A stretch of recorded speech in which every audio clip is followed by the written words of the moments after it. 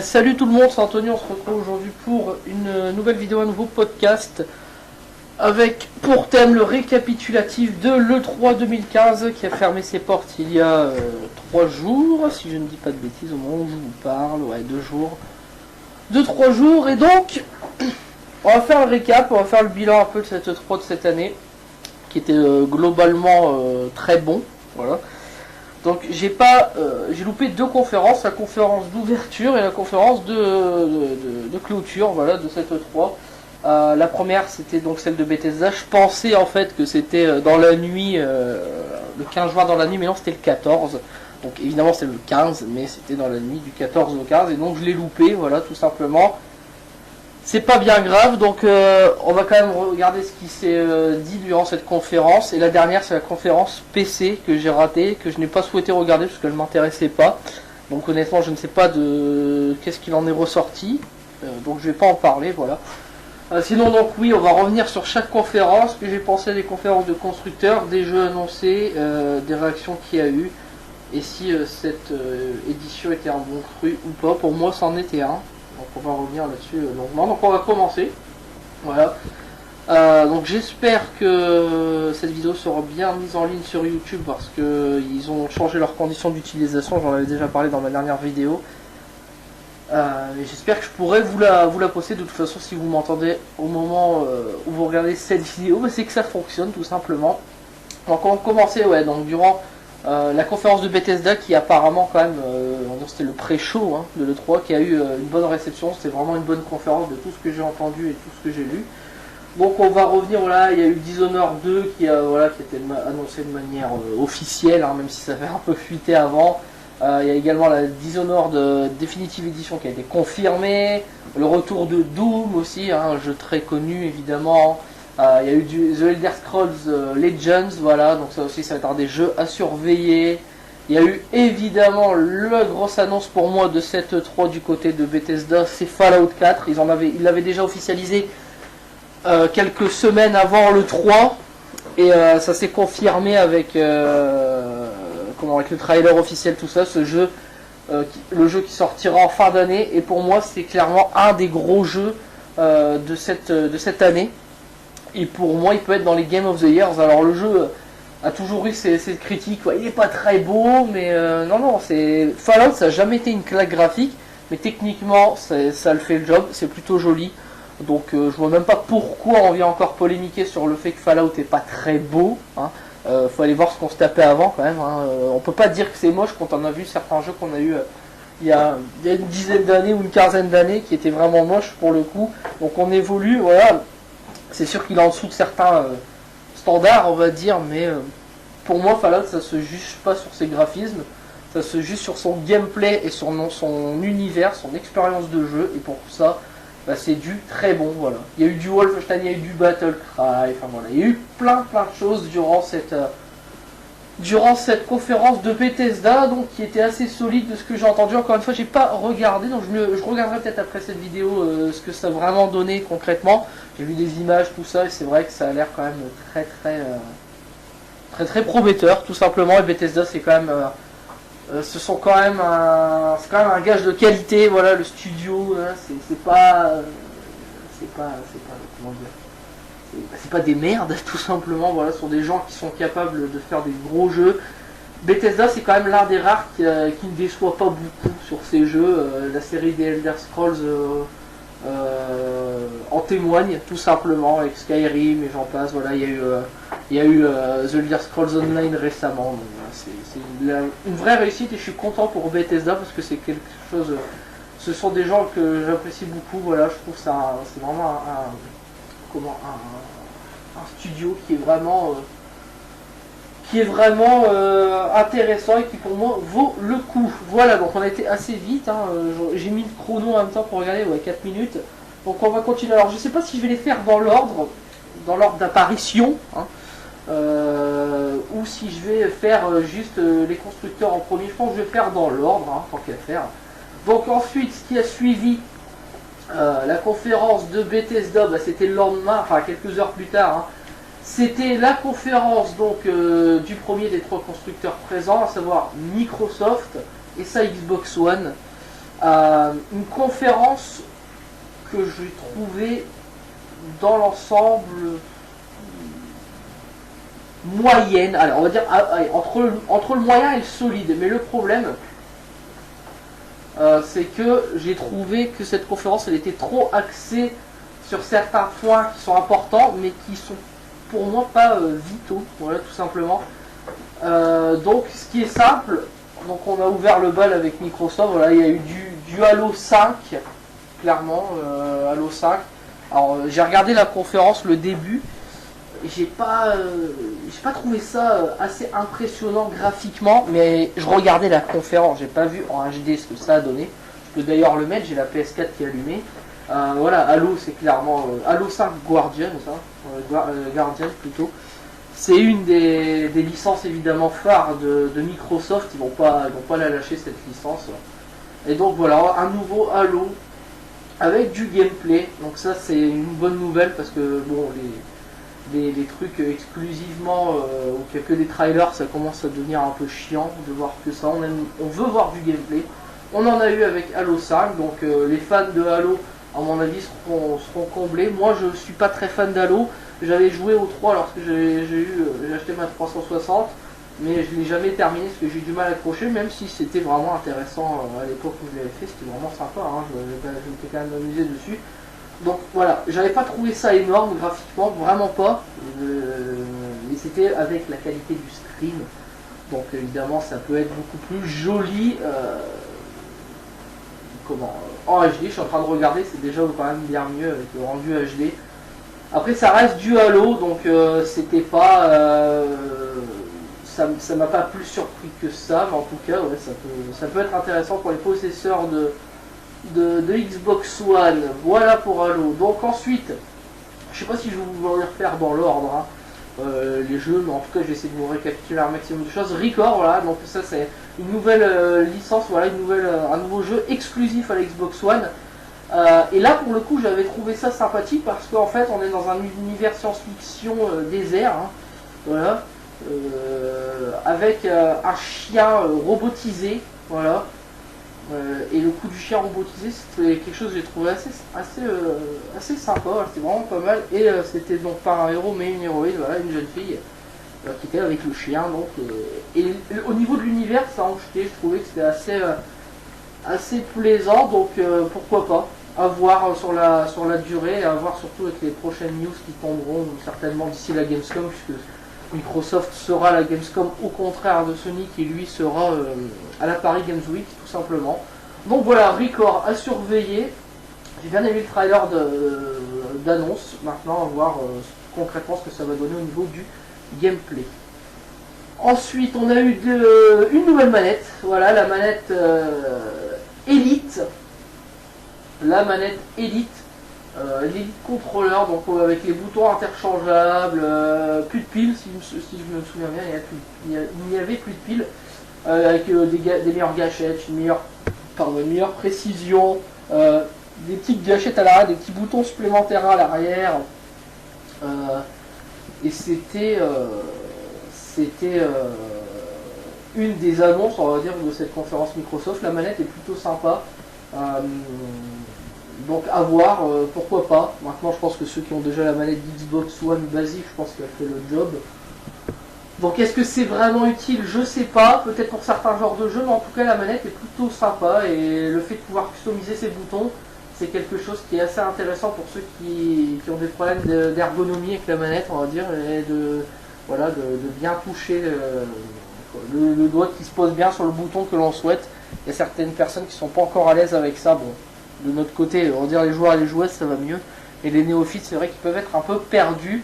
À savoir que sur la manette de PS4, on n'a pas de nouvelle manette. Il y aura la manette, on va faire un petit point Sony de 2 secondes. La manette 20e anniversaire sera commercialisée, voilà, en grande surface, en surface spécialisée, hein, au prix de 60 ou 70 €, je ne sais plus. Au prix d'une manette certainement classique. Et la manette grise, voilà, des 20 ans de PlayStation sera commercialisée. Donc peut-être que ça m'intéresserait bien. Donc il y aura, à part ça, il n'y a pas de nouvelle manette chez Sony. Par contre, on peut déjà, avec la mise à jour, faire un remapping de sa manette. Donc c'est-à-dire que le croix, le mettre à la place du carré. Donc évidemment, vous ne pouvez pas enlever vos boutons, mais l'attribution des touches peut changer. Donc c'est presque la même chose, sauf qu'on ne peut pas customiser sa manette, tout simplement. Voilà, donc ensuite Microsoft a frappé un grand coup, peut-être la meilleure annonce de leur conférence, avec la rétrocompatibilité des jeux Xbox 360. Donc là pour l'instant il y a quelques titres qui sont présents, mais il y en aura au fur et à mesure. À savoir que c'était une feature qui était demandée par les joueurs, donc ça c'est pas mal du côté de chez Microsoft. On a des features, voilà, les gens de chez Xbox demandent ce qu'ils veulent voir dans les prochaines mises à jour, des choses comme ça, et bien voilà, donc c'est la rétrocompatibilité qui l'a emporté. Ils ont fait machine arrière, parce qu'on se souvient hein, de l'E3 il y a 2 ans où Sony avait écrasé Microsoft à plat de couture, et là voilà, le coup de la rétrocompatibilité, c'est une chose qui est vraiment pour moi intéressante, mais il y a un mais, voilà. C'est que beaucoup de gens, limite, vont partir sur la Xbox One juste parce qu'elle fait... parce qu'elle propose la rétrocompatibilité. Il y a quand même un peu de l'hypocrisie, on va dire, chez certains et chez certaines personnes. J'ai pas de nom en tête, hein, au cas où. C'est juste que... Comment expliquer ? On achète une nouvelle console, donc une Xbox One ou une PS4 ou une Wii U, pour jouer à des nouveaux jeux et pas pour rejouer à des jeux auxquels on a déjà joué auparavant. Alors, il y a aussi la transition, ceux qui sont passés sur PS4, qui étaient sur PlayStation et qui sont passés chez Xbox, et vice versa, hein, qui sont passés de la Xbox à la PlayStation, aimeraient jouer aux anciens jeux. Donc là, pour le coup, ça c'est une bonne nouvelle, mais pour ceux qui ont déjà une Xbox, certains l'ont revendu 360, moi j'ai encore la mienne. Quel est l'intérêt, voilà, d'acheter de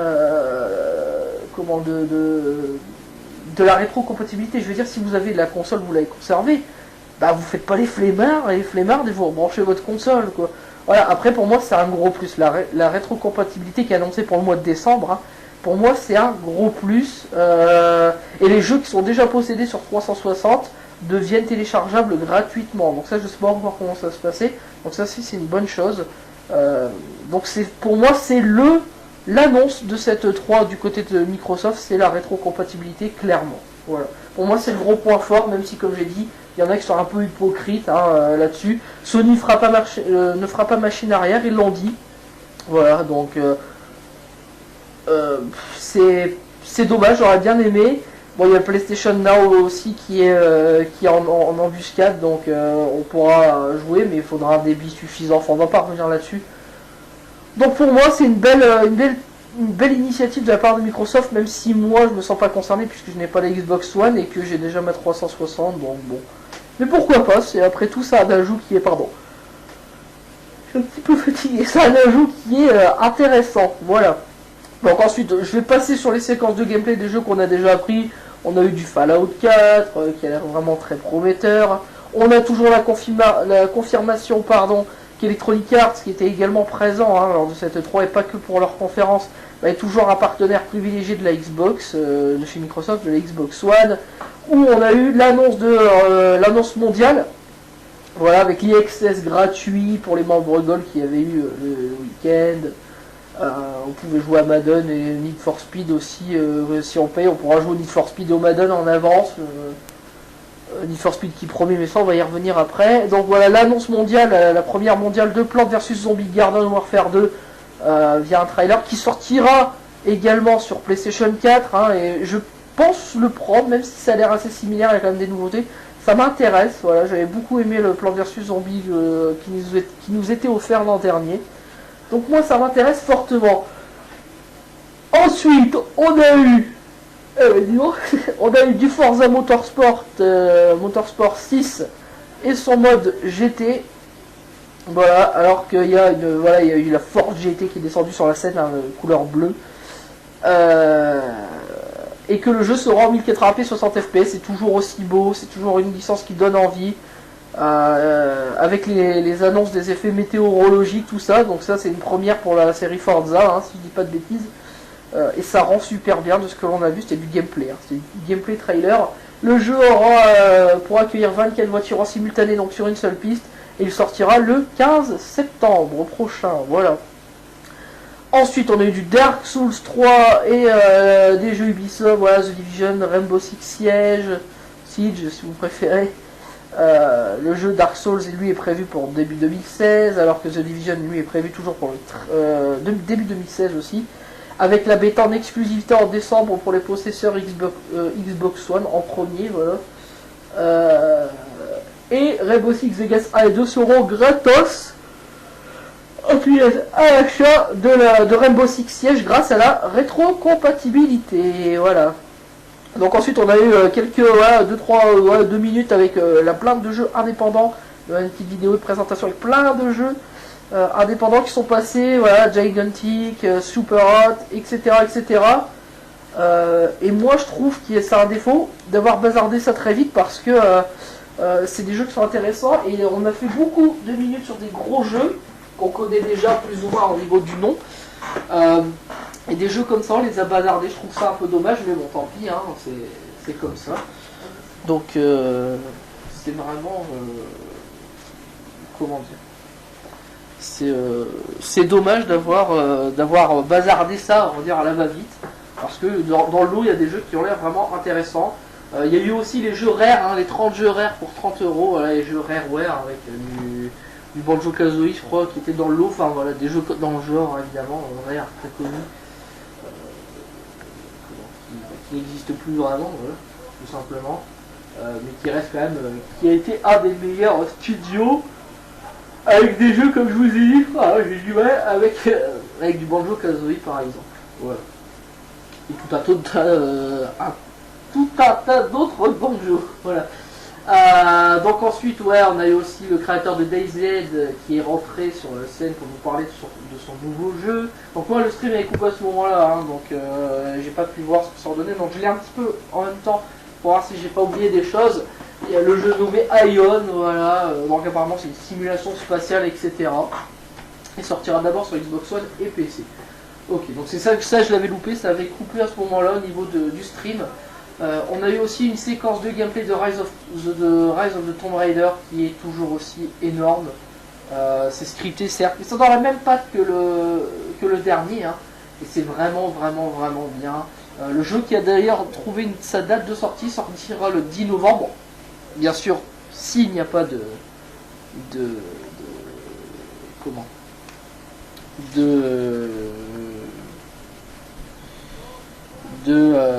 report, voilà, excusez-moi, je suis en train de noter un petit peu au niveau des minutes que ça donne, tout simplement, pour essayer de vous refaire un repère, hein, pour dire que si vous voulez zapper les sujets qui vous intéressent pas, je mettrai dans la description, peut-être j'essaierai de faire ça pour que vous choisissiez ce que vous voulez voir en premier niveau de mon récap.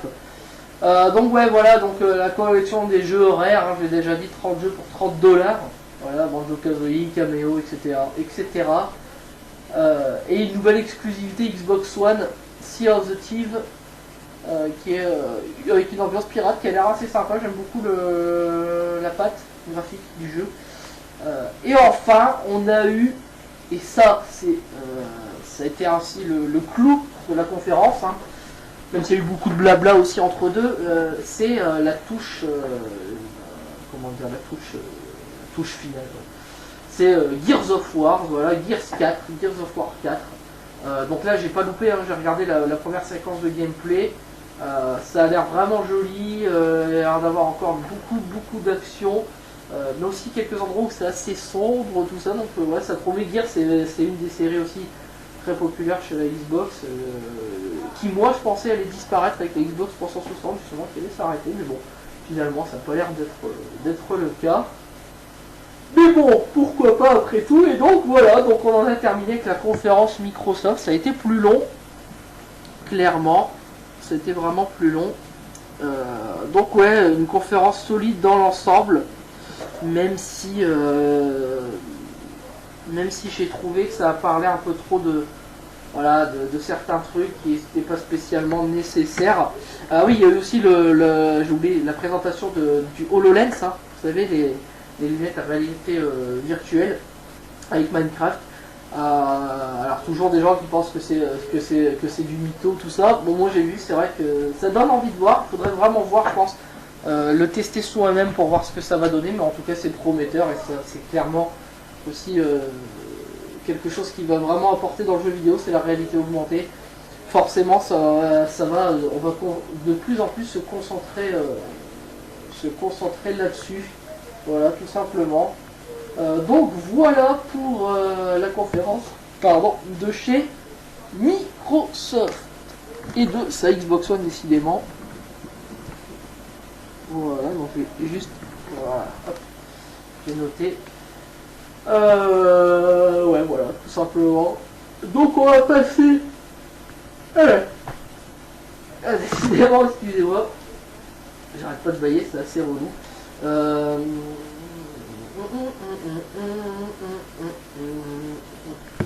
Donc oui, voilà, donc Bethesda c'est fait, Microsoft c'est fait. Et donc on va passer à la conférence de alors que je dis pas de conneries, d'Electronic Arts. Alors ce qui sont passés avant ou après je ne sais plus. Si je crois qu'ils sont passés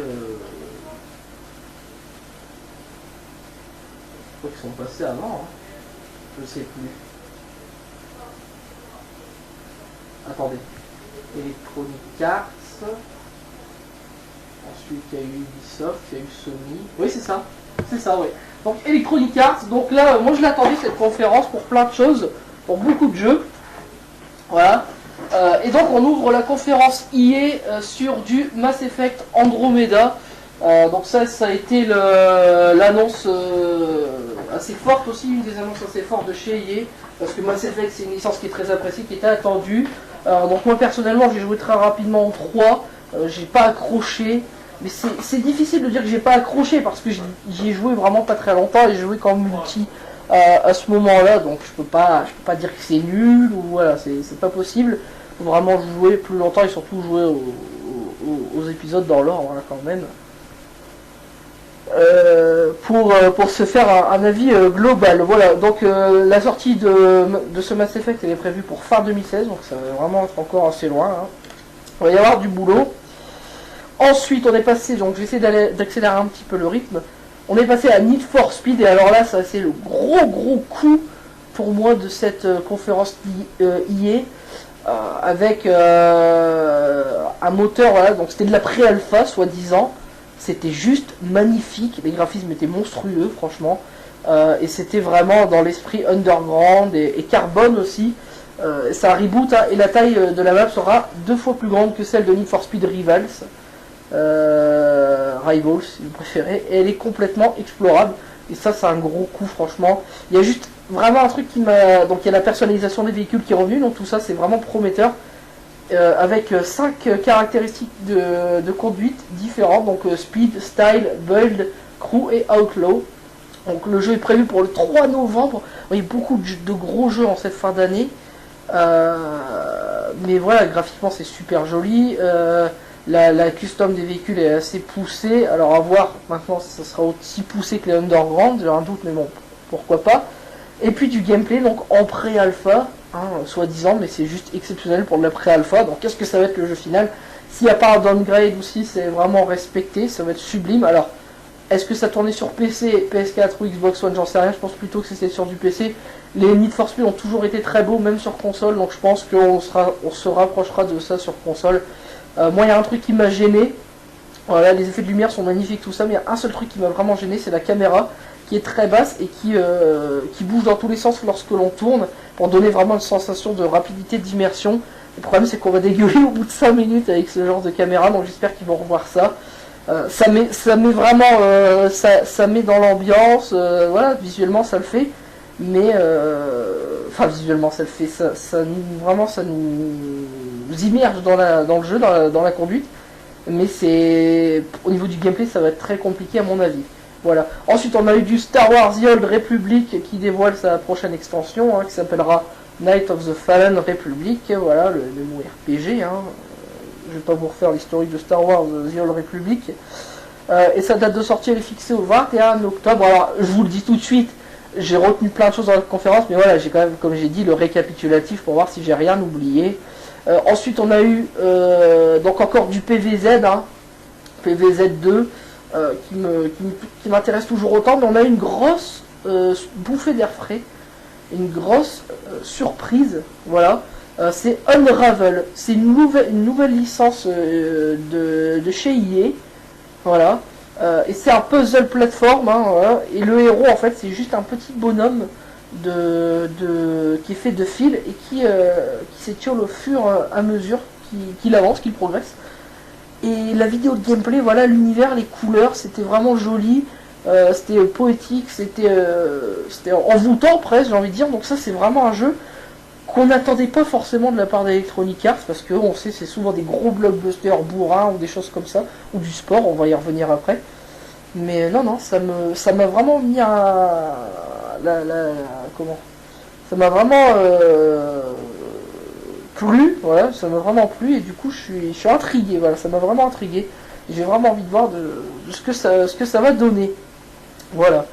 Ensuite, voilà, on a eu le trailer, donc comme j'ai dit, pour PVZ qui sortira au printemps 2016. Il va y avoir du contenu gratos après la sortie, donc ça c'est pas mal aussi. Et ensuite on a eu le tunnel eSport. Là je pense que beaucoup se sont endormis. Bon, donc moi j'adore le sport, donc il n'y a pas de souci. J'adore le sport en vrai et le sport en jeu vidéo. Avec du NBA Live 16, avec le nouveau système, voilà, de capture, de scanner le visage, notre visage pour pouvoir intégrer au jeu, donc similaire à NBA 2K, même si là ça a été fait avec un smartphone sur la scène. Et se disant que c'était fait en 5 secondes, hein. À mon avis ça c'est de la grosse connerie, il faudra bien plus de 5 secondes pour pouvoir faire cela. Avec du NBA, voilà, avec une amélioration des persos, des dribbles, voilà, un nouveau système de tir, les mouvements ont été retravaillés, avec un online plus fiable et plus stable. Voilà, donc moi j'ai regardé la bande d'annonce de NBA 2K, de NBA Live, pardon, honnêtement, hein, c'est pas pour faire du troll, mais la base voudrait que NBA 2K16 le défonce en 3 secondes, parce que NBA 2K c'est un excellent jeu, et NBA Live, les deux derniers ont été catastrophiques, surtout le 14. Donc moi j'ai peur, et il y a l'air quand même d'avoir de l'amélioration pour NBA Live 16, mais je pense qu'on est encore très loin d'NBA 2K tout simplement. Voilà, ça c'est clairement... Tiens, j'ai tombé le stylo. C'est clairement en dessous pour moi encore de NBA... de NBA 2K tout simplement. Voilà. Donc le tunnel sport qui a continué avec avec du NHL 16 aussi. Donc là encore, est-ce qu'il va y avoir des gros changements? Je pense pas, très sincèrement, ça m'étonnerait. Voilà. Ça m'étonnerait parce que c'était pas enfin, NHL est déjà très bon, donc ça va être difficile de l'améliorer encore plus, mais c'est faisable. Donc, et pareil pour Madden, voilà, c'est comme d'habitude, les fameux jeux annuels de chez EA, les jeux de sport, ça rapporte beaucoup d'argent à Electronic Arts évidemment. Ensuite, on a eu du jeu pardon sur mobile, voilà le point mobile, voilà. Avec des chiffres, voilà, des statistiques, le nombre de téléchargements sur l'année, des choses comme ça. Bon, moi ça m'intéresse pas. Et ils ont eu, pendant ce petit passage sur le jeu mobile, annoncé encore un Star Wars, voilà, Galaxy of Heroes, et aussi un Minion, un jeu sur les Minion Paradise, voilà. Bon, ça a l'air rigolo, mais c'est pas le genre de jeu qu'on retient dans une conférence, même si c'est rigolo. Voilà. Ensuite, on a eu un gros tunnel, un gros passage avec Pelé. Donc Pelé, je pense que j'ai pas besoin de vous préciser c'est qui, mais je vais le faire quand même. C'est évidemment le footballeur brésilien, l'ancien footballeur brésilien. Toute la salle s'est levée pour l'applaudir et l'accueillir. Ça a été un des gros moments de cette E3, avec donc une longue interview de Pelé, et pour moi elle a été trop longue, elle a vraiment ralenti la conférence, beaucoup de blabla. Je respecte Pelé, il n'y a vraiment pas de souci là-dessus, ça a été un immense joueur, mais voilà, c'était trop long et ça n'avait pas grand chose à faire à l'E3, hein, tout simplement. Il y avait David Reuter, voilà, qui faisait l'interview. David Reuter, c'est le producteur exécutif de FIFA, hein, depuis déjà quelques années. Donc, et voilà la présentation du gameplay avec la nouvelle modélisation des stades, le stade Vélodrome qui revient enfin Voilà, donc moi je suis supporter de l'OM, ça fait extrêmement plaisir. En plus, il est bien modélisé, avec des nouveaux visages qui ont été scannés, le gameplay, l'accentuation sur le gameplay, la défense, la gestion de l'IA, des meilleurs défenseurs qui arrêteront de se faire avoir en 3 secondes, des choses comme ça. Ça, on y reviendra, je ferai peut-être un podcast spécial FIFA, on verra bien. Et on parle également des équipes féminines, etc., etc. Voilà. Ensuite, on a eu le retour d'un de mes coups de cœur, c'était Mirror's Edge, qui a changé de nom. Pardon, c'était pas Mirror's Edge, juste Mirror's Edge, c'était Mirror's Edge Catalyst, avec une vidéo, une bande-annonce vidéo de gameplay, avec du freerun, du combat, et le jeu est sorti, sort le 23 février 2016, donc ça c'est un jeu que j'attends. J'espère qu'il mettra une belle claque comme le 1, même si c'est en open world, ça fait toujours un petit peu peur, mais en tout cas c'est vraiment toujours aussi tentant. Et il n'y a pas de chargement, voilà, c'est du free roaming, il n'y a toujours pas de temps de chargement lorsqu'on est dans la ville. Et ça fonctionnera évidemment toujours sur le moteur Frostbite. Voilà. Ensuite on a eu donc du NFL, comme je l'ai dit, du NFL 16, Madden NFL, voilà, américain, on va pas trop revenir là-dessus. Et enfin on a terminé quand même avec du Star Wars Battlefront. Voilà. Star Wars Battlefront qui est un des méga jeux de cette fin d'année, qui est super attendu. Voilà. Donc on a eu droit à du gameplay. Alors très honnêtement, dès le départ on était dans le gameplay, dans un gameplay couloir. Voilà. Dans un gameplay couloir. Et j'ai trouvé ça pas très beau sur le moment. Et quand on est passé en extérieur, c'était vraiment super joli. Et je vais faire une confidence. Je sais plus si je l'avais déjà dit précédemment, mais moi, voilà, je suis pas fan de Star Wars. Je l'ai jamais été. Je n'aime pas vraiment Star Wars. Mais je dois avouer que ce gameplay, même si on n'aime pas Star Wars, moi il m'a pas laissé de marbre. J'ai trouvé ça super dynamique, super joli. C'était du gameplay. Voilà, c'est de la pré-alpha. Ouais, c'était génial quoi, avec les robots, les trucs. Voilà, c'était vraiment dans l'esprit Star Wars, avec le fight avec Dark Vador, tout ça. C'était vraiment intéressant. J'espère que l'accent sera bien mis sur le genre en équipe aussi, et que ce sera pas juste du pam-pam boum boum à la Battlefield. Mais bon, bref. Donc voilà, c'était une conférence très très particulière du côté de chez Electronic Arts. Beaucoup ont détesté cette conférence, même si pour beaucoup Star Wars a sauvé la conf. On va boire un petit coup. Ouais, donc ça a été ce qui a sauvé la conférence hier. Beaucoup ont détesté. Là encore, je trouve ça que c'est de l'hypocrisie. Pour moi, la conférence d'hier, c'était pas la meilleure, mais c'était pas la pire non plus. Mais celle de Star Wars est vraiment. La conférence d'hier était sympa parce que j'aime le tunnel sport. Voilà, je pense que c'est ça. Si vous aimez pas le sport, vous n'aimerez pas. Vous aurez peut-être pas forcément aimé la conférence de chez Electronic Arts. Voilà. Donc on va passer à la conférence d'Ubisoft, et eux ils avaient énormément à se faire pardonner. Ça c'est moins que l'on puisse dire. Et donc on a ouvert le show. Voilà, on a ouvert le show sur cette conférence d'Ubisoft avec. Alors attendez, je dis pas de bêtises, il faut que je retrouve le truc. Je l'ai mis où? J'en sais rien, magnifique. Rapide. Je retrouve. Alors, oui.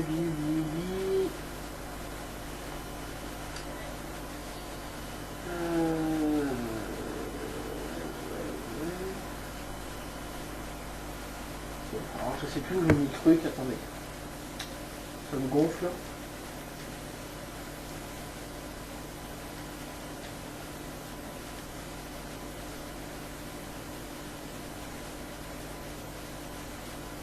C'est pas possible.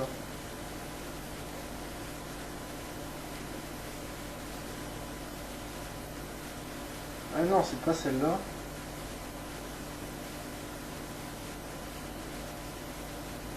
je l'éminise. Ah, c'est chiant. Hein. Bon, alors en attendant, je retrouve, oui, le 3, je vais faire vite fait. Le 3 de l'année prochaine sera du 14 au 16 juin. Ils ont déjà annoncé les dates, hein. Ça va très vite. Ils le font très souvent, ça, donc ça ne me choque pas plus que ça. Donc j'espère qu'on aura un bel E3 l'année prochaine aussi. Je retrouve plus le truc d'Ubisoft, ça m'énerve. Ah, voilà, c'est bon. Enfin. Alors, Ubi, donc oui. Alors, Ubi, je donnerai mon avis sur la conférence à la fin. Et donc, on commence plutôt bien du côté de chez Ubi, parce qu'on annonce un nouveau South Park. Après South Park The Stick of Truth, on a The Fractured But Wall. Voilà. Donc, comment je vous laisse faire la trad, je pense que vous aurez compris. Donc apparemment c'est une suite directe du premier, voilà, de The Stick of Truth. C'est toujours Trey Parker et Matt Stone, les auteurs de la série, qui sont montés sur la scène et qui ont expliqué la suite, la création de la suite. Et que voilà, moi c'est quelque chose que j'attendais beaucoup parce que le premier opus a bien marché et je voulais vraiment une suite de ce South Park. Et bah, ils vont nous la faire. C'est toujours Obsidian apparemment qui sera derrière. Et la date de sortie, elle n'a pas encore été annoncée, mais je pense que ça va le faire bientôt. Et c'était énorme, quoi. Ça s'annonce toujours aussi amusant, avec de l'humour un peu crade, mais toujours aussi énorme. C'est South Park, tout simplement. Donc je pense que je le prendrai. J'ai vraiment bien aimé The Stick of Truth, donc il n'y a pas de raison pour que je n'aime pas celui-ci.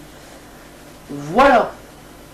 Ensuite, il y a eu Aisha Tyler, la fameuse Aisha Tyler qui en profite et qui est montée sur la scène pour nous sortir ses awesome.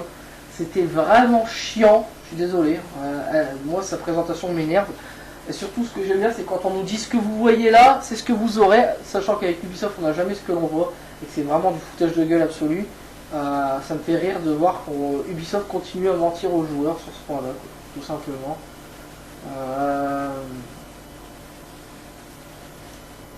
Donc ils ont reconnu apparemment qu'ils avaient beaucoup de retours constructifs par rapport à l'année dernière, hein, chez Ubi, qui était catastrophique. Voilà, pour moi c'était une catastrophe.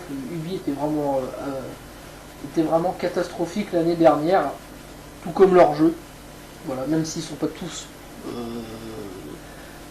pas tous mauvais, mais voilà, c'était vraiment pas top.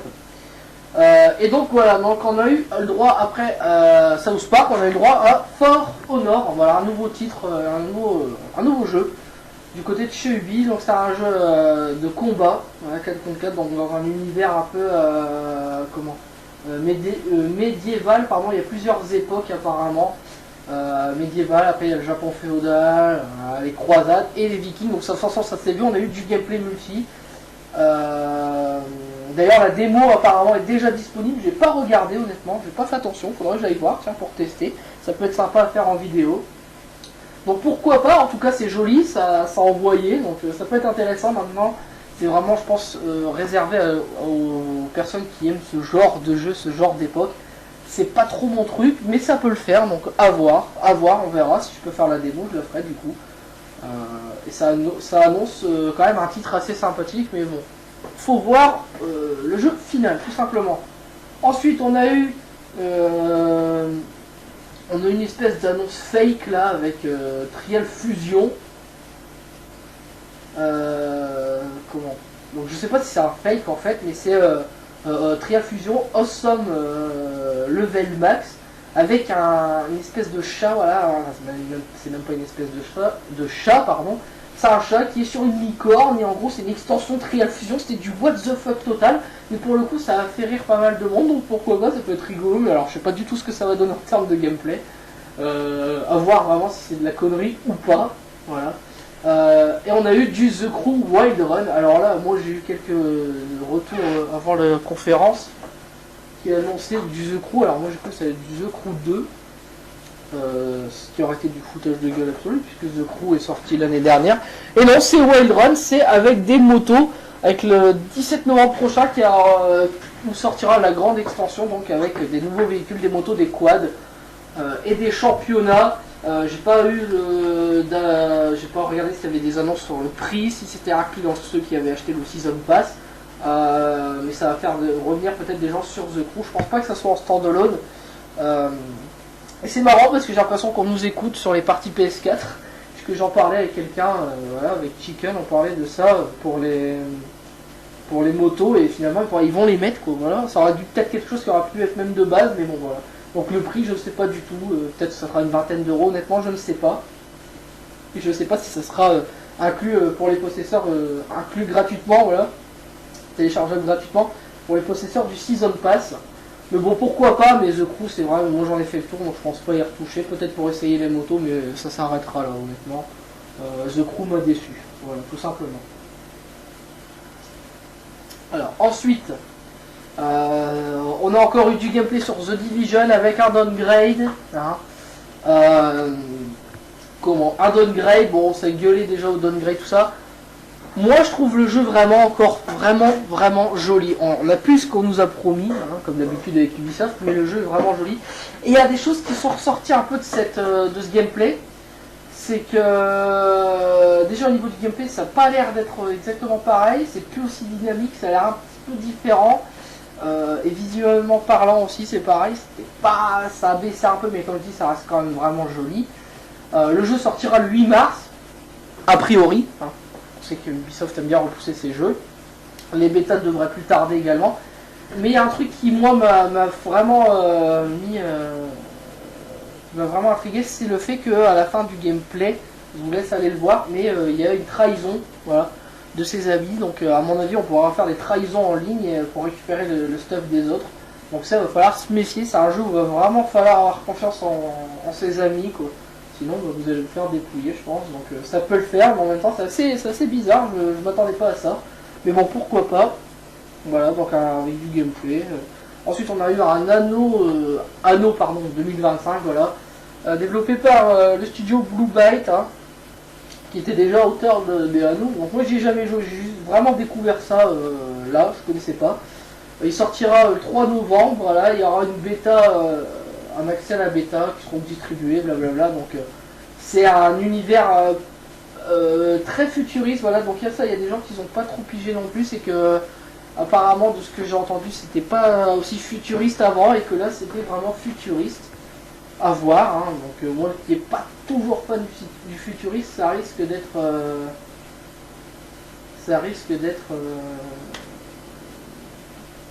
comment ça risque d'être un peu... je vais certainement passer à côté tout simplement. Et donc Anno 2205 et non pas 2025. Voilà, je me suis trompé dans la date. Je m'étais déjà trompé le jour là. Le jour de l'E3, j'avais pas bien lu. Donc voilà, donc ouais, pourquoi pas. Mais je pense que ce jeu a son public, hein, de toute façon. J'ai regardé un petit peu les réactions sur Twitter et il y a beaucoup de gens qui étaient satisfaits. Donc pourquoi pas, mais moi ça m'intéresse pas. À titre personnel. Ensuite, on a eu du gameplay, un trailer d'Assassin's Creed avec un tout petit peu de gameplay. C'était très long, la bande-annonce était très longue et c'était pas intéressant. Ce Assassin's Creed Syndicate qui me dit absolument rien. Donc d'ailleurs j'ai décidé d'arrêter Assassin's Creed, ou alors ça sera vraiment 20 balles mais pas plus. Parce que ça m'intéresse pas, ça va être encore du n'importe quoi. Moi, Assassin's Creed, ils m'ont déçu. Ils ont bousillé la licence, ils l'ont tué. Je suis désolé, Ubisoft a flingué cette licence pour moi. Donc, ça sera sans moi. Voilà. Ça sera sans moi, à moins que je le trouve vraiment pas cher. Mais sinon, c'est hors de question que j'achète le jeu Day One. Ensuite, on a eu du Just Dance, le passage relou de cette E3.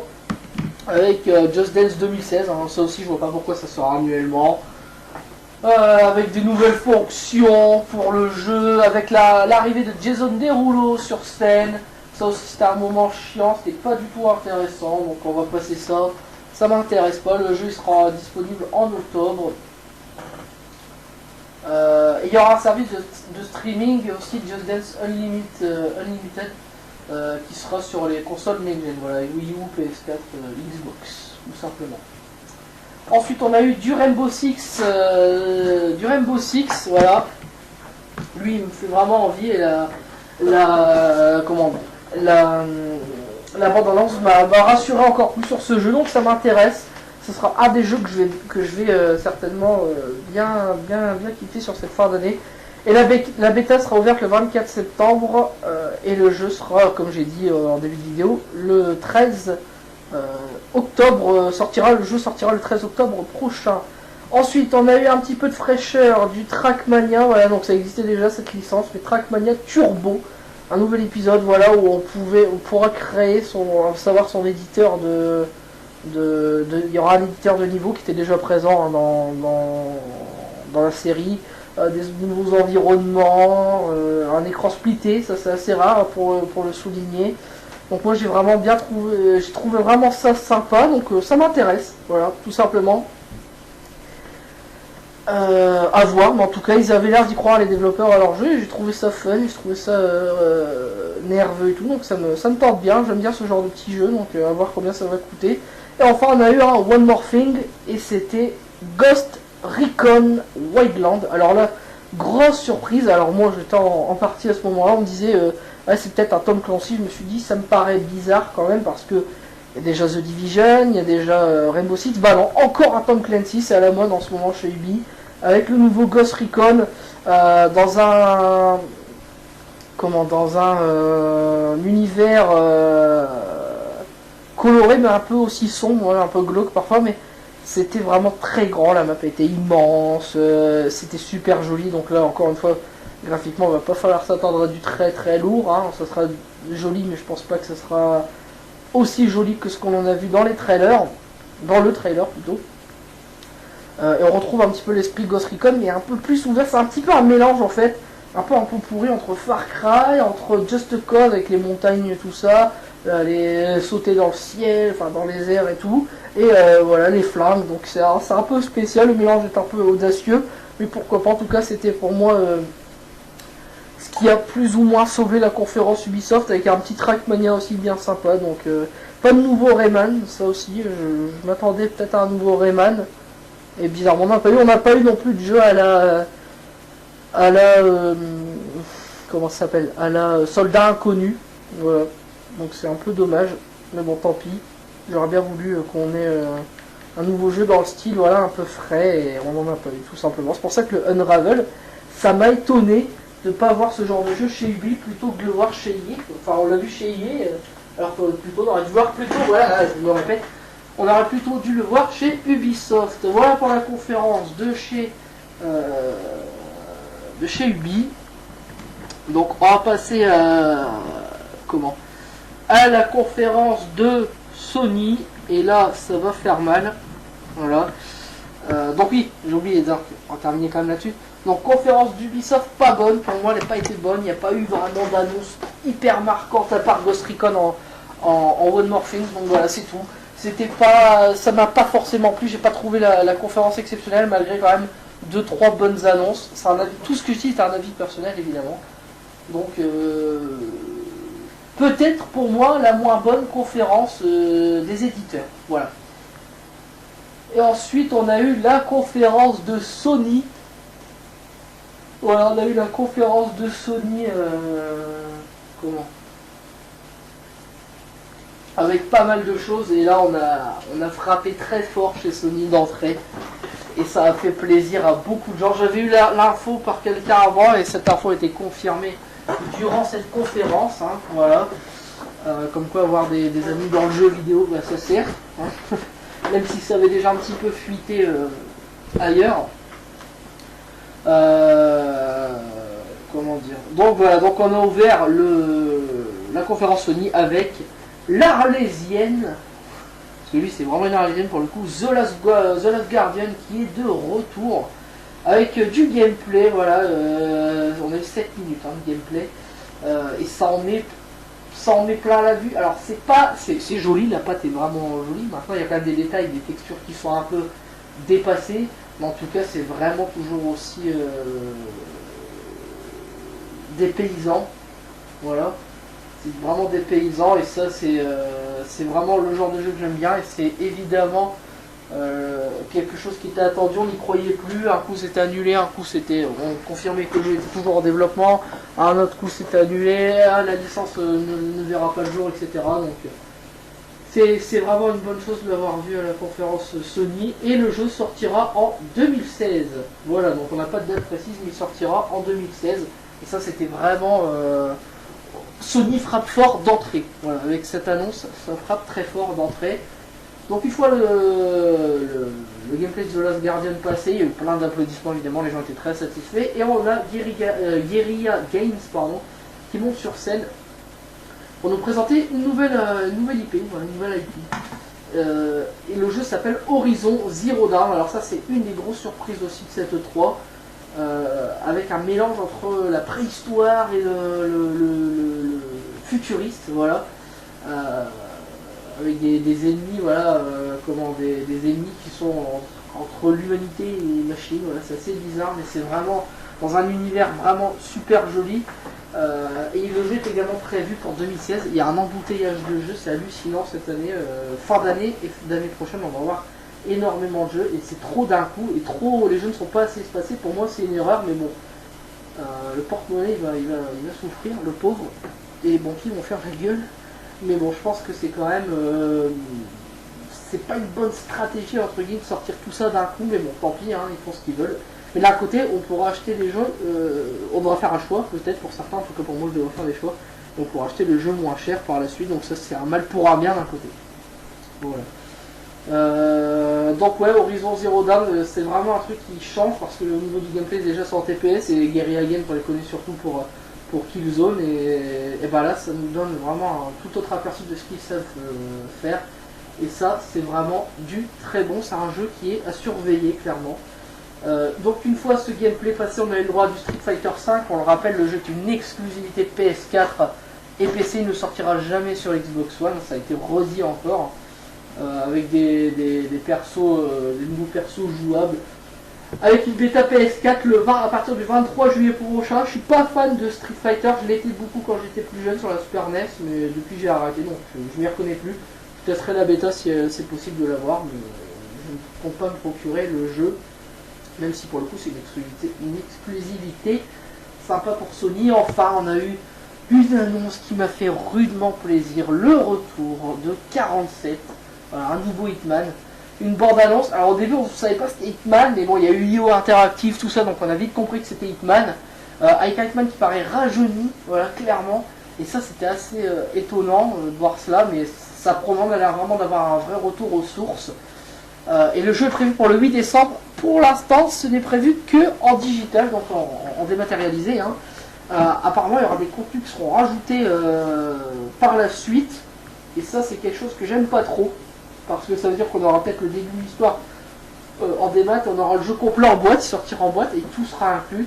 Mais on nous dit qu'en même temps on va payer le jeu 60 € et qu'on aura tout dedans, il y aura pas, on aura le jeu complet. Donc à voir. En tout cas au niveau du gameplay, tout ça, ça a l'air vraiment d'être bon. Par contre au niveau de la méthode de vente, j'aime pas trop, j'espère vraiment qu'ils vont revenir là-dessus et qu'ils vont clairement faire un jeu normal, quoi, qui sort, quitte à le repousser un petit peu de 1 ou 2 mois, mais qui sortent le jeu le 8 décembre. Et pas, ils disent que c'est pour coller aux attentes des joueurs, mais tu pouvais coller aux attentes des joueurs sans sortir le jeu à un rythme un peu comme épisodique entre guillemets, même si ça ne sera pas vraiment ça. Mais bon, beaucoup de gens se sont plaints aussi du visage de 47, trouvé trop jeune. Bon, moi il m'a pas choqué tant que ça. C'est pas non plus fin du monde s'il est un peu plus jeune, même si on nous dit que l'histoire se passe après Absolution apparemment. Donc c'est vrai que c'est assez bizarre, mais bon, on verra bien. Peut-être qu'il remodélisera un petit peu le visage, tout ça, je ne sais pas. A noter quand même que c'est comment la voix, donc le visage non, mais la voix de 47, de l'agent 47, hein, ben c'est toujours la même personne qui retravaille sur cette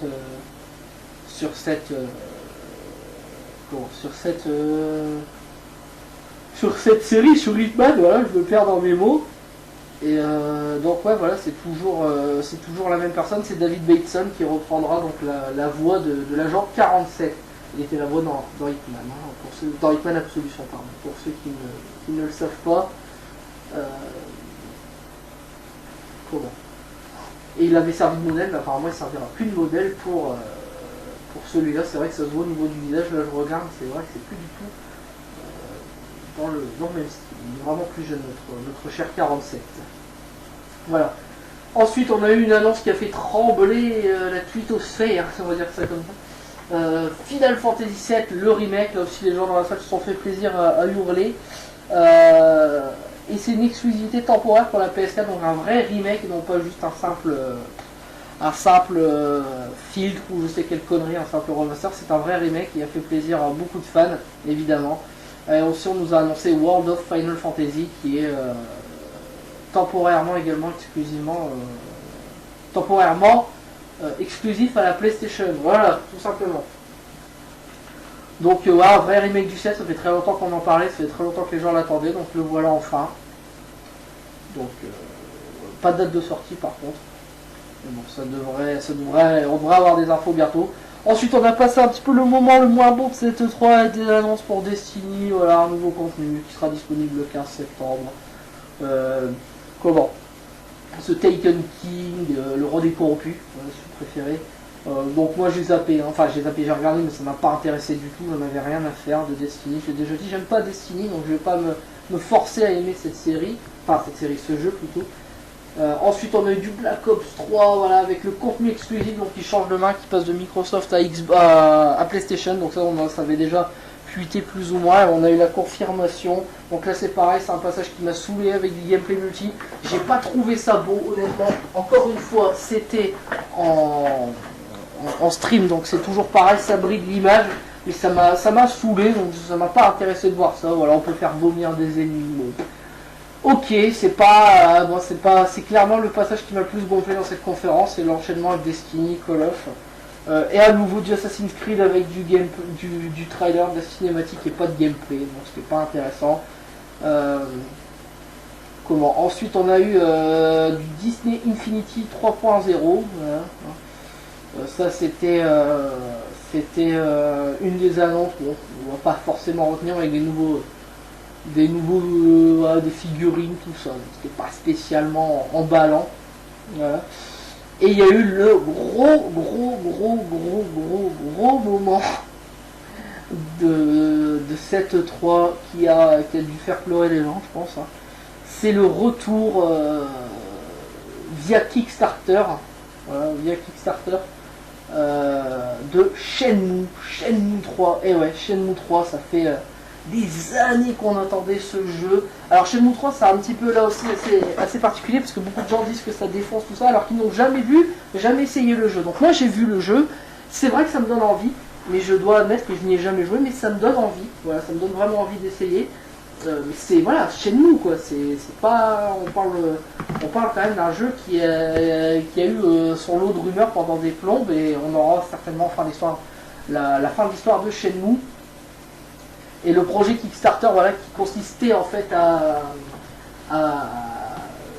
avoir 2 millions, voilà, 2 millions de dollars, récolter 2 millions de dollars, bah, en même pas une journée, le Kickstarter a pété, il y a eu les 2 millions, plus de 2 millions et demi qui ont été donnés, donc ça a été largement pas rentabilisé, mais ça a été atteint très rapidement, voilà. Alors qu'initialement il fallait un mois, hein. Ça devait durer un mois et en même pas une journée c'était plié, donc bravo.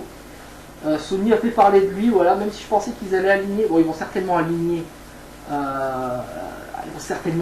de l'argent, hein, Sony. À mon avis le jeu d'ailleurs sera une exclusivité PlayStation 4 et PC, là encore il ne sortira pas sur la Xbox aux dernières nouvelles, donc c'est vraiment...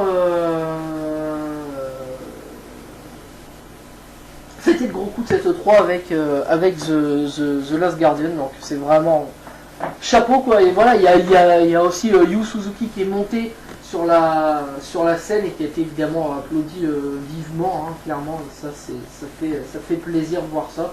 Donc moi chez nous, je vais pas faire le mec qui connaît tout. Donc moi j'ai vu un ami y jouer, j'ai trouvé ça vraiment sympa, vraiment intéressant. Donc ça me donne envie, voilà, ça me donne envie. Donc à voir, mais en tout cas je suis très intéressé par ce Shenmue, donc je pense qu'il faudra quand même faire évidemment les autres avant, donc ça sera peut-être plus compliqué. Pour le coup un petit remaster serait le bienvenu, pour une fois qu'un remaster c'est très utile, plutôt que d'en avoir qui sont complètement inutiles. Pourquoi pas avoir un remaster de Shenmue 1 et 2, voilà, tout simplement. Après il faut voir question de droit si c'est possible ou pas. Ensuite on a eu un petit peu du dépaysement avec Riggs et Dream, voilà. Alors Riggs, c'est pas vraiment un dépaysement parce que c'est un FPS, donc se joue aussi avec le projet Morpheus, voilà, le Project Morpheus.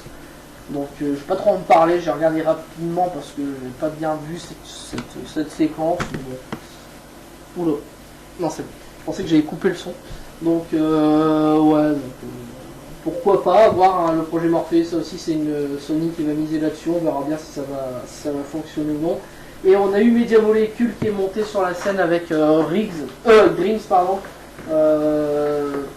avec un univers qui crée la manette PS4, voilà, avec la reconnaissance de mouvement. Hein, vous savez, la DualShock 4 avec la reconnaissance de mouvement.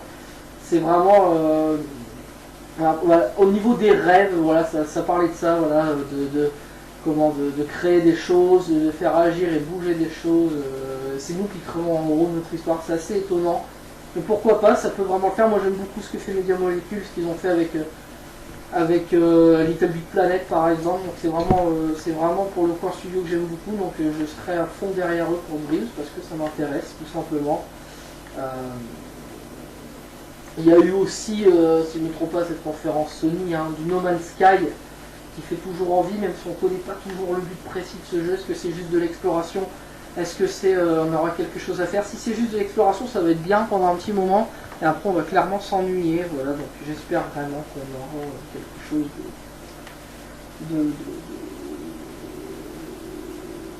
de bon, tout simplement. Voilà. Et on a terminé quand même par Uncharted 4. Voilà. Thief's End. Hein. Voilà, donc pour le titre exact. Avec du gameplay, 8 minutes à peu près de gameplay, où on a eu une belle nouveauté avec la Jeep que l'on peut conduire. C'était une belle démo technique, apparemment le jeu serait comme ça au final, donc c'est vraiment super beau, quoi. Voilà, il faut dire ce qui est. D'ailleurs les dernières nouvelles apparemment faisaient état du jeu qui tournerait en 30 fps en histoire, et en 1080p, et en 1080p et 60 fps en multi.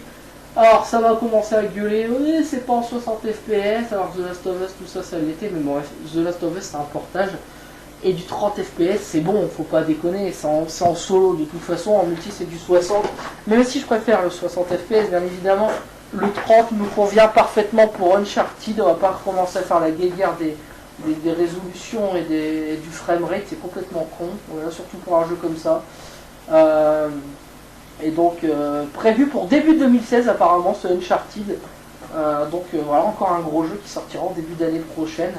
Et c'est super intéressant. Voilà, apparemment on pourra prendre la Jeep au moment où l'on souhaite. Et c'est pas juste certaines missions, certains moments scriptés. On pourra vraiment prendre la Jeep quand on le souhaite. Donc c'est vraiment intéressant. Donc là encore une belle conférence de Sony. Qui pour moi a fait la meilleure conférence de cette E3. Voilà, je vais donner l'avis. En tout cas, dans la globalité, c'est eux qui, pour moi, ont fait la meilleure conférence, même si tout n'était pas parfait. Voilà, ça parlait de Destiny, ça parlait de Call of Duty. À titre personnel, ça m'intéressait pas vraiment, mais bon, pourquoi pas pour ceux qui aiment ces jeux-là. Voilà pour Sony, donc on en a combien? 1 heure de vidéo. J'ai plus de voix déjà. Même plus d'1 heure, hein, ouais, 1h3, 1h4. Donc on va bientôt s'arrêter là. Donc on va passer à la conférence de Nintendo. Voilà, c'était le lendemain. Enfin le lendemain. On part du principe qu'on va se coucher avant minuit, parce que la conférence Sony a fini évidemment très tard. Et donc ouais, la conférence Nintendo, donc qui n'était pas vraiment une conférence, c'est plutôt un digital event. Avec donc diverses annonces. Donc on va revenir là-dessus. Avec là pour le coup, je reviendrai sur la globalité de ce qu'a fait Nintendo. Voilà. Mais le coût de la conférence, c'était ce qui m'a vraiment plu dans cette digital event de Nintendo, puisque moi ce qui me dérange avec Nintendo, c'est qu'ils ne viennent plus, se dérangent plus à l'E3, et ça j'aimais bien, parce que c'était amusant, voilà, qu'ils testent la Wii à l'époque, de l'E3, la balance, tout ça, c'était vraiment amusant, et ça me fait un peu chier de plus les voir à l'E3, c'est vraiment, pour moi c'est vraiment une absence majeure, ils sont là sans être là en fait. Et donc l'ouverture se base sur les personnages forts de Nintendo en Muppet. Donc les personnages forts, voilà, il y avait Miyamoto, hein, évidemment. Miyamoto qui est un des personnages clés de Nintendo. Il y avait Reggie Fils-Aimé qui est le boss de Nintendo America. Donc voilà, c'était vraiment... Et bien d'autres, hein, voilà, il y avait Shigeru Miyamoto comme je l'ai dit. Et ça c'était vraiment...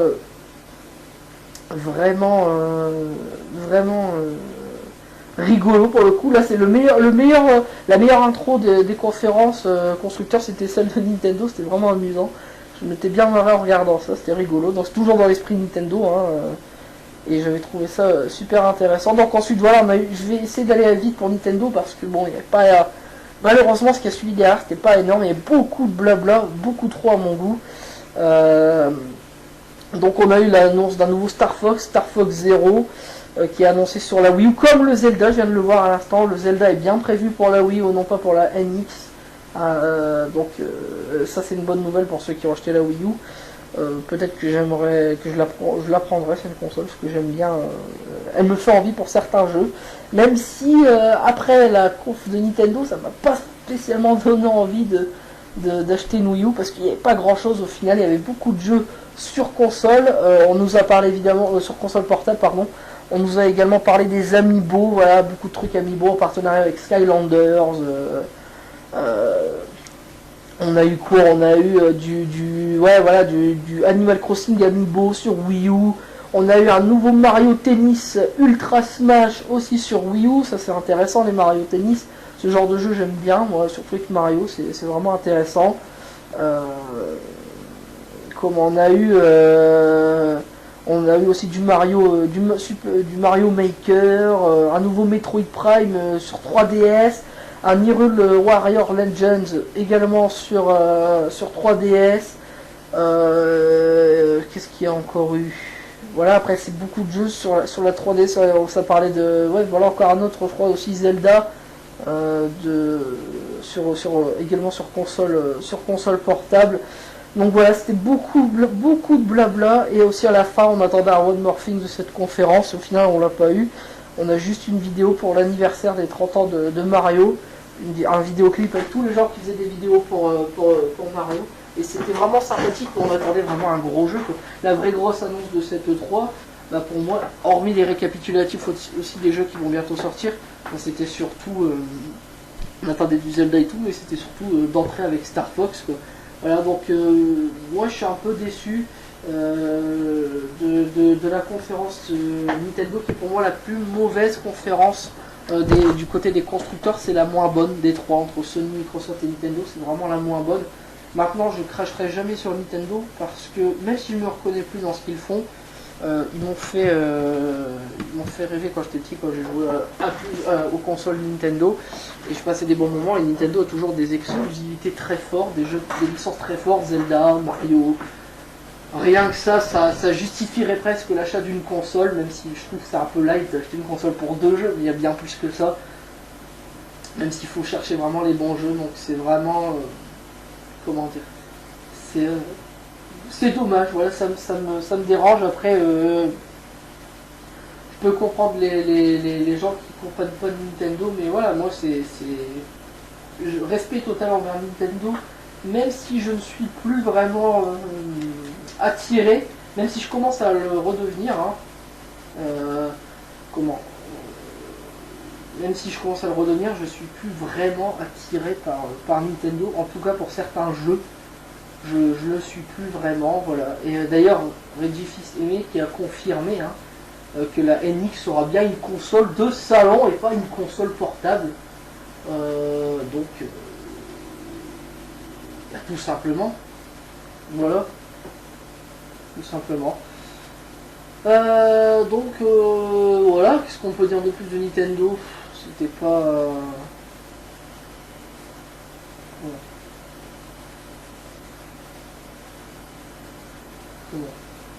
C'était pas foufou, quoi, du côté de chez Nintendo, donc ça me dérange, mais tant pis. Mais en tout cas pour la Wii U, il va falloir sérieusement dégainer des gros jeux. Il y en a, mais ça se fait un petit peu rare. Et j'aurais bien voulu voir du Zelda sur cette 3, on n'en a pas eu, donc c'est un peu dommage. Donc ouais, Nintendo, trop de blabla dans cette conférence, trop pas assez d'annonces marquantes. Voilà, le coup de la pelote, là, les Yoshi en pelote de laine, tout ça, c'était mignon, c'était vraiment intéressant. C'est coloré, voilà, c'est familial Nintendo, tout simplement, c'est une affaire de famille ce constructeur. Mais voilà, à un moment, va falloir quand même se bouger un peu et faire quelque chose. Alors la NX, a priori, on pourrait retrouver un côté gamer du côté de chez Nintendo. Donc en gros, tous les casus qui achetaient la Wii U vont se faire cracher à la gueule. Je trouve ça sympa. Maintenant, j'aimerais bien que Nintendo sorte l'artillerie lourde et que la NX, du coup, devienne une console à la fois pour familiale, mais elle peut être très bien familiale et aussi pour les gamers. Je veux dire, la PS4 ou la Xbox One, tu as quelques jeux que tu peux jouer en famille, même s'ils sont beaucoup plus rares que sur Nintendo. Là, pour le coup, Nintendo a un avantage très large sur ces deux concurrents. Si on peut encore appeler ça des concurrents, parce que Nintendo ne boxe pas dans la même catégorie, pour moi, ils sont à part. Mais pourquoi pas avoir une console qui est capable de s'orienter vers les deux types, voilà, les hardcore gamers, on va dire, et les joueurs occasionnels, voilà, ou en famille, tout simplement. Et pas juste avoir une console qui sert un peu de raclette qu'on la sort de temps en temps quand il y a des invités. Voilà, donc pour Nintendo, et enfin on va passer. Alors je sais pas s'ils avaient fait une. J'ai pas regardé, j'ai pas fait gâteau, je pense pas qu'ils aient fait une annonce en bandai, j'ai pas fait attention. Je vais vérifier quand même, mais je suis pas sûr. Hein. Donc on va passer quand même à Square Enix qui nous avait promis un. Je vais juste noter. Square Enix qui nous avait promis un line-up, voilà, vraiment un truc le plus gros de chez Square. Et au final, j'ai pas trouvé encore une fois la conférence énorme malgré quelques annonces. Là encore, trop sérieux, trop de blabla. Au contraire de Nintendo où il y avait beaucoup de blabla, mais il y avait aussi des passages vraiment marrants, avec, comme je dis, avec les personnalités de chez Nintendo en Muppet show, on va dire. Mais ouais, trop de blabla, c'était pas assez intéressant, donc ça m'a un peu dégoûté. Donc on va revenir sur la conférence qui a quand même annoncé des bonnes choses. Hein. On a eu donc du Just Cause 3. Donc moi j'avais commencé le 2 mais je l'avais jamais terminé. Hein. Mais qu'il a l'air vraiment aussi bon, aussi bon. J'allais confondre avec un autre jeu, pardon. Mais qui a l'air dans le même type que le 2, c'est toujours un truc, voilà, ça pète de partout, il y a eu du gameplay, toujours une île tropicale, voilà, il y a toujours le grappin. Et le jeu est annoncé pour le 1er décembre 2015. Encore une fois, un jeu qui sort en fin d'année. Je comprends pas ce délire de tout sortir. Mais bon, il se débrouille. Mais en tout cas, les fans de Just Cause, à mon avis, ne seront pas dépaysés parce que ça a l'air vraiment intéressant. Il faut vraiment s'y mettre à Just Cause. Si vous jouez 5 minutes, vous n'allez certainement pas apprécier, je pense. Donc il faut vraiment apprécié. Voilà, il aura une wingsuit armée. Voilà, il y aura diverses armes, voilà, qu'on a pu apercevoir aussi dans le gameplay.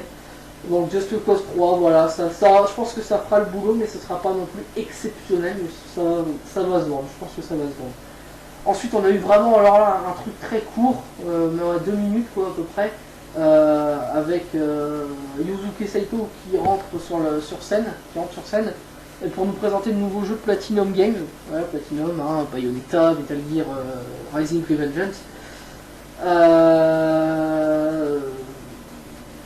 Bon, et apparemment ce serait Nayer, je sais pas si ça se dit Nayer, je pense que c'est ça. Hein. C'est assez un rythme très calme, voilà, avec des environnements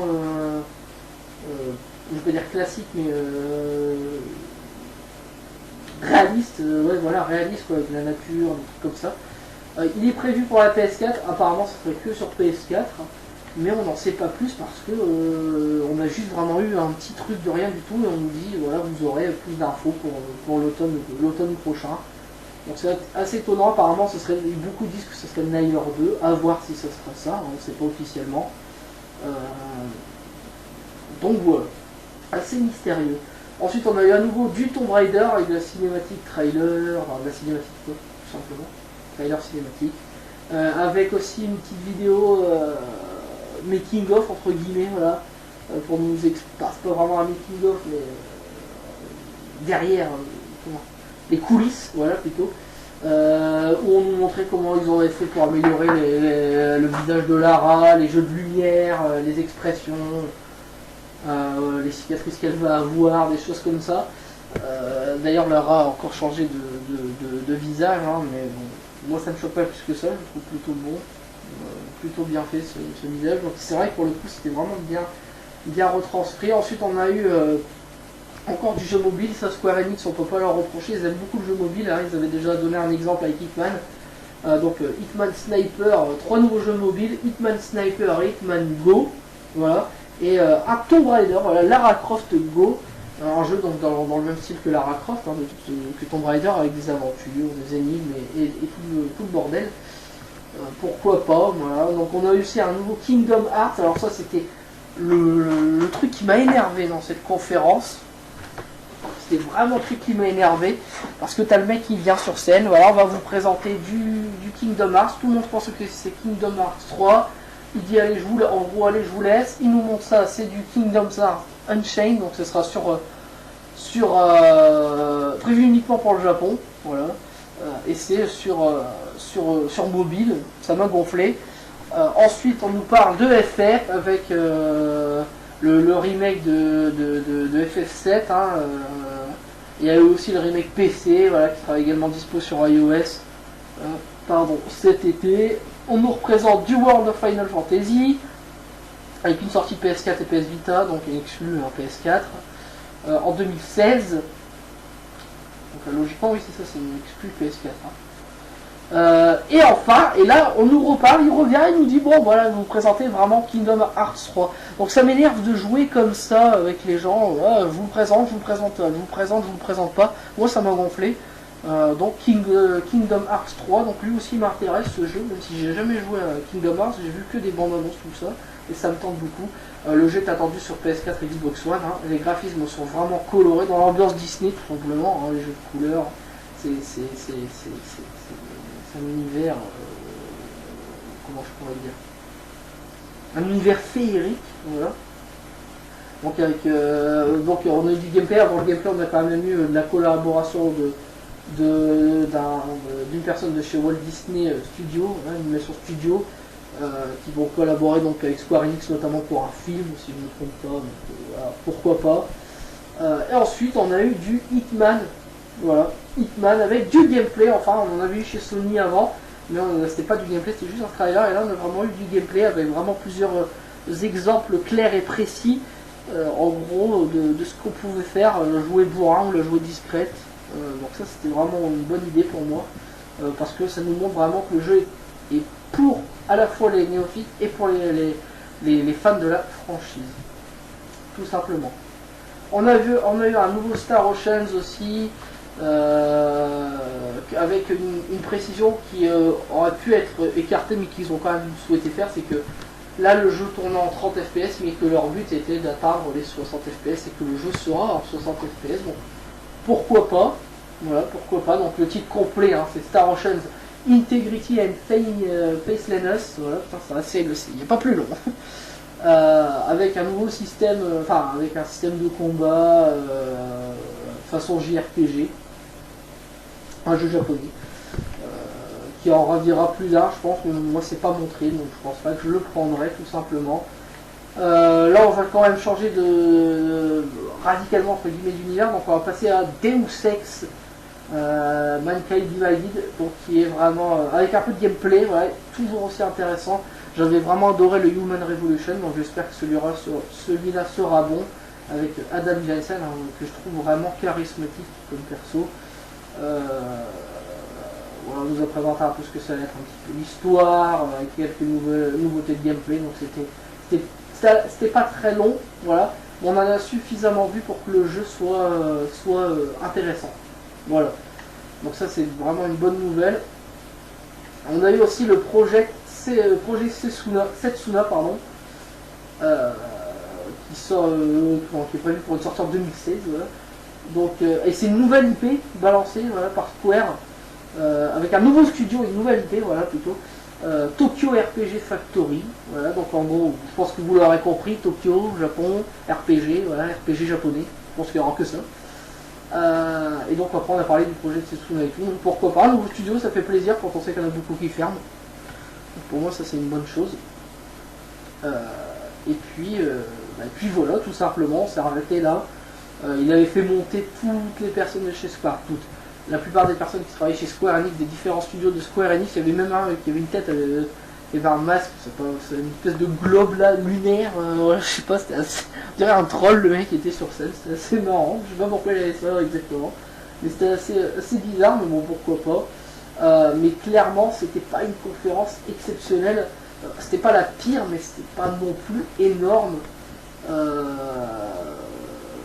Parce qu'il y a eu beaucoup de blabla et c'était trop long. Voilà, c'était vraiment, encore une fois, comme chez Nintendo, trop de blabla, comme chez EA, trop de blabla, ce qui rend la conférence pas moyenne, enfin pas mauvaise, mais moyenne. Alors, entre le moyen et le bon, mais moi je retiendrai pas cette conférence vraiment pendant 10 ans, quoi, parce que on nous a dit qu'on avait un gros line-up, et au final, bon, il y en a un, mais c'est pas un truc de fou, quoi, c'est des choses. Voilà, on savait qu'il allait y avoir un Hitman, on savait qu'ils allaient parler de FF, on savait qu'ils allaient parler de Tomb Raider, de Deus Ex, donc voilà, c'était pas si inoubliable que ça. Donc bon, tant pis. Mais ça fait plaisir quand même d'avoir des nouvelles de Hitman et des choses comme ça. Voilà. Donc je pense qu'on va s'arrêter là, je pense que j'ai tout dit. 1h30 presque, donc on va s'arrêter là. Donc belle 3 dans l'ensemble, avec du bon, du moins bon. Donc la meilleure conférence constructeur c'est celle de chez Sony, la moins bonne c'est celle de chez Nintendo. Tout ça c'est un avis personnel. La meilleure chez les éditeurs, je dirais que c'est celle de Bethesda, s'en est bien sorti. Bethesda s'en est quand même bien sorti.